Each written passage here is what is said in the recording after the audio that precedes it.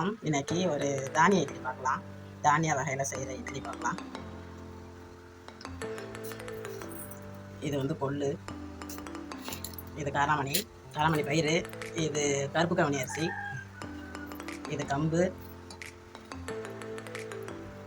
இது வந்து இட்லி அரிசி, ரேஷன் அரிசி தான். இது பச்சரிசி. எல்லாத்துக்கும் இந்த டம்ளரால் ஒரு அளவு போட்டுக்கலாம். ஒரு டம்ளர். அதே மாதிரி உளுந்து கொஞ்சம் வெந்தயம், இதால் ஒரு டம்ளர் உளுந்து.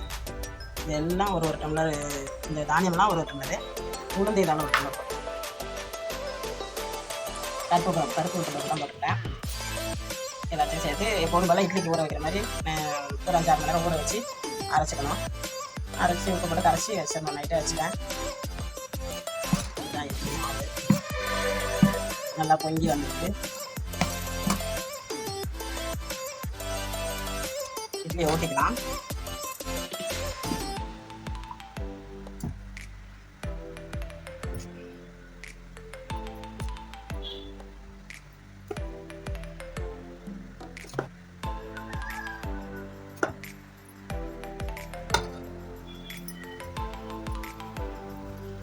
இட்லி ஊற்றி வச்சாச்சு. வேகட்டும் பார்க்கலாம். தானிய இட்லிக்கு ஒரு சட்னி பார்க்கலாம் எப்படி செய்யலான்ட்டு. என்ன சட்னின்னு, இது பச்சை மிளகா, வெங்காயம், தக்காளி, கத்திரிக்காய் கொஞ்சம் கடலைப்பருப்பு சேர்த்துட்டேன். அரைஞ்சி வதக்கி வச்சுருக்கேன். இதை அரைச்சி தாளிச்சிட்டா தானிய இட்லிக்கு நல்ல ஒரு சட்னி.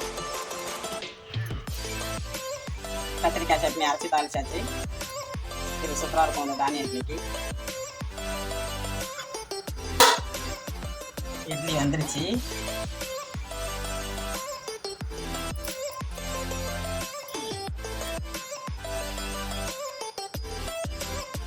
இட்லி சூப்பராக வந்துருக்கு. குழப்பெல்லாம் இல்லை, சாஃப்டாக இருக்குது.